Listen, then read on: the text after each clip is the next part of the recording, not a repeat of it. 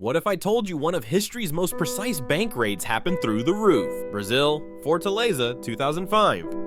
Banco Central holds cash reserves so big they call it the money bunker. Steel reinforced vault, motion sensors, seismic alarms, military police outside. A man calling himself Antonio rents a small house 2 blocks away. He opens a fake gardening company, buys trucks, soil, turf. Neighbors see workers hauling bags in and out, thinking it's landscaping. Under the fake lawn, the crew starts digging an incredible tunnel. Electric tools, wooden supports, air conditioning ducts for nearly 80 meters. They check for vibrations so sensors in the bank don't react. They map the vault using stolen blueprints, calculating where concrete is thinnest. On a quiet weekend, they break through directly into the vault. They load $70 million in used reais into plastic crates. Monday morning staff discover a perfect crime with doors still locked. Federal police swarm the city, finding soil, blueprints, and cash straps. Suspects start flashing cash on cars and farms. Marked bills surface. The Banco Central tunnel heist becomes a legendary case study worldwide.